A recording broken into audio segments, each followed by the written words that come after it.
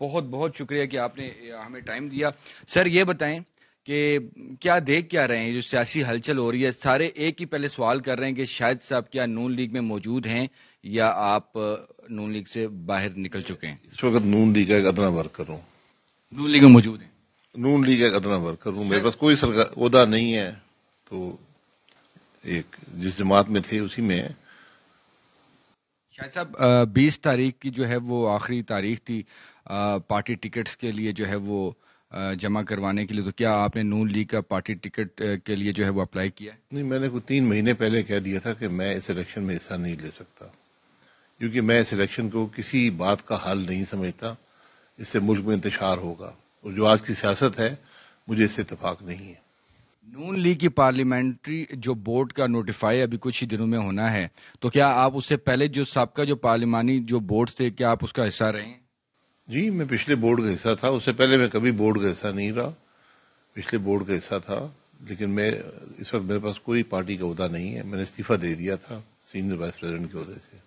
تو سر parliamentary board میں اگر آپ کا نام نہیں بھی آتا اور اس کے بعد وہ جب NA51 کے جو ٹکٹس کے لیے دیکھتے ہیں تو پھر کیا؟ ابھی تو اگر آپ نے اپلائی بھی نہیں کیا تو اگر آپ کو کوئی آفر ہوئی تو کیا پھر آپ اس کو ایکسیپٹ کریں گے اگر آپ سے رابطہ ہوا پارٹی کیا جاتا؟ بات کی آفر سر NA51 کے لیے جو نون لیگ کے ٹکٹ کے حوالے سے میں نے جب اپلائی نہیں کیا تو میں نون لیگ کے ٹکٹ کے لیے ایلیجیبل نہیں ہوں. اور اگر انہوں نے آپ سے رابطہ بھی کیا تو آپ نہیں لڑیں؟ میں حکم کریں، میں الیکشن نہیں لڑوں گا.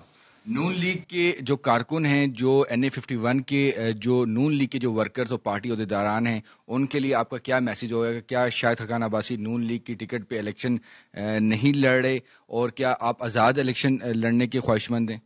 جی، میں نے بہت سی مشاورت کی ہے، بہت سے لوگوں سے کر لی ہے، بہت سے لوگوں سے کروں گا. میں نے ان کو یہی اپنی بات بتائی ہے کہ میں اس الیکشن میں حصہ لینے کا قائل نہیں ہوں، کیونکہ جو آج ملک میں سیاست ہے میرا اس سے اتفاق نہیں ہے، اور میں اس ملک کو، اس سیاست کو ملک کے لیے نقصان دہ سمجھتا ہوں، خطرناک سمجھتا ہوں. اس لیے میں اس خرابی کا حصہ نہیں بننا چاہتا، کیونکہ اگر ہم آج آگے کے راستے کا تعین نہیں کریں گے تو یہ الیکشن صرف انتشار دے گا اور کچھ نہیں دے گا.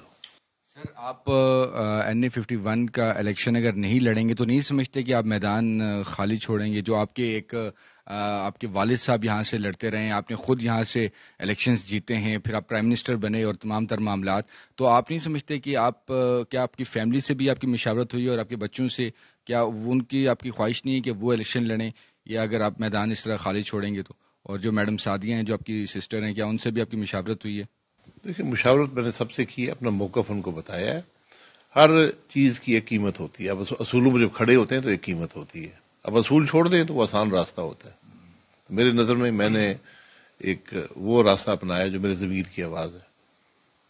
سر دوسرا یہ آپ سے میں پوچھنا چاہوں گا، چونکہ اب اگر آپ الیکشن نہیں لڑیں گے تو سپورٹ کس کی ہوگی شاہد حقان عباسی کی؟ کیونکہ ہم دیکھتے تھے کہ جو آپ کے ساتھ جو چلنے والے لوگ تھے اب انہوں نے بھی ٹکٹس کے لیے اپلائی کیا ہوا ہے، تو نون لیگ کے جو وہ لوگ جو آپ کے ساتھ چلتے تھے، تو اب جو ورکرز ہیں NA51 کی جو نون لیگ کا جو سپورٹر ووٹر ہے، اب وہ کیا دیکھ رہا ہے کہ کیا شاہد حقان عباسی کا جو سپورٹ ہوگی وہ کون سے شخص کو ہوگی کہ جو کہ آپ کے ساتھ جو چلتے رہیں؟ کیونکہ آپ کے ساتھ چلنے والے بہت سے لوگ ہم دیکھ رہے ہیں جنہوں نے ٹکٹ کے لیے اپلائی کیا ہوا ہے نون لیگ کے. دیکھیں، جو اگر پارٹی کسی ورکر کو ٹکٹ دیتی ہے جو پارٹی کے ساتھ کھڑا رہا ہے اچھے اور برے وقت میں، تو اس کو میں سپورٹ کر سکتا ہوں. لیکن وہ سپورٹ میری ذات کی حد تک ہی ہوگی، باقی میں جو ذاتی کوشش کر دوں گا. میں جو آج سیاست ہے، میں نے پہلے کہا کہ میں اس کا قائل نہیں ہوں. پاکستان کے معاشی جو بحران ہے یا جو بھی معاملات ہیں، اس کا حل آپ کو کیا نظر آتا ہے IMF کے پروگرام سے ہٹ کے؟ سیاست میں ہے.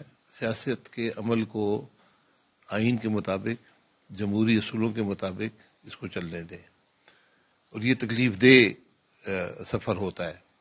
آپ 3 الیکشن ملک میں فیئر کرائیں، آپ کے سب مسائل کا حل نکل آئے گا.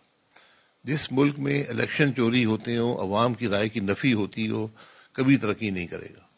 آپ بات کرتے ہیں کہ 70 کے بعد کوئی فری اینڈ فیئر الیکشن نہیں ہوا. نہیں، میں نے ایسی بات نہیں کی. میں بات کرتا ہوں کہ 47 کے بعد کوئی فری اینڈ فیئر الیکشن نہیں ہوا. تو اس الیکشن کو آپ 8 فروری کو اگر الیکشن ہوتا ہے تو اس کو آپ کیسے دیکھ رہے ہیں؟ کیونکہ اس پہ بہت سے سوالات بھی اٹھ رہے ہیں. میں دعا ہی کر سکتا ہوں.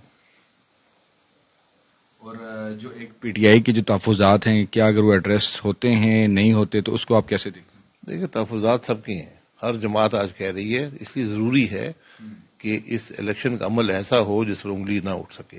اگر انگلی اٹھ گئی تو پھر یہ الیکشن بھی انہی ناکام الیکشنوں کی صف میں شامل ہوگا جو 47 سے چلے آ رہے ہیں. انگلی تو سر ظاہر سی بات ہے، جو جماعت جو ہارتی ہے وہ تو اٹھاتی ہے، لیکن جو جیتتی ہے وہ کہتی ہے کہ جی فری اینڈ فیئر الیکشن ہی ہوئے، انتخابات ہوئے اور اس کے مطابق ہم آئے ہیں. تو آپ کیا سمجھتے ہیں کہ کیا ایسا ہونا چاہیے کہ انگلیاں نہ اٹھیں؟ یہ فیصلہ عوام کرتے ہیں اور عوام کی رائے بڑی واضح ہوتی ہے. آپ کسی الیکشن کے بارے میں پوچھ لیں نا، اس الیکشن کے اثرات دیکھ لیں کہ اس کا اثر ملک پر کیا ہوا ہے، پھر آپ کو بات واضح ہو جائے گی.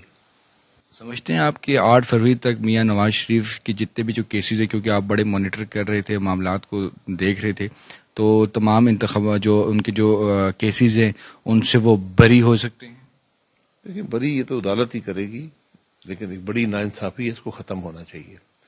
لیکن جو اصل مسئلہ ہے وہ یہ ہے کہ 16 مہینے پاکستان مسلم لیگ نون اقتدار میں رہی ہے. اس نے کبھی یہ بات بھی نہیں کی کہ 28 جولائی کا فیصلہ 2017 کا فیصلہ غلط تھا، اس کی اصلاح ہونی چاہیے.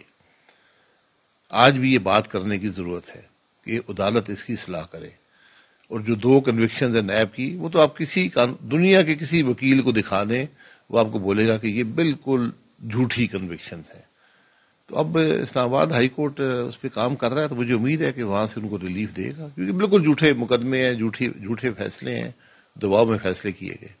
الیکشن ایکٹ میں جو امینڈمنٹ ہوئی ہے اس کے بعد جو 5 سال تک کی جو نااہلی والا معاملہ کیا ہے، تو آپ نہیں سمجھتے کہ اس معاملے میں بھی جو ہے نواز شریف کو سپریم کورٹ جانا تو پڑے گا، کوئی پٹیشن فائل تو کرنی پڑے گی؟ نہیں، ان کو پٹیشن فائل نہیں کرنی، لیکن یہ قانون ان کو کوئی ریلیف اس معاملے میں میری نظر میں نہیں دے سکتا، کیونکہ ایک سپریم کورٹ کا جب فیصلہ ہو گیا تو اس کو آپ 7 سال کے بعد ایک قانون کی ترمیم کے ذریعے اس کو ختم نہیں کر سکتے. تو یہ اس کا فیصلہ سپریم کورٹ ہی کرے گا، اور وہ بات بھی غلط ہے، کیونکہ قانون کے اندر کسی قانون میں یا آئین میں جو ہے وہ تاحیات نااہلی کا عمل شامل نہیں ہے. بہت شکریہ سر، تھینک یو ویری مچ.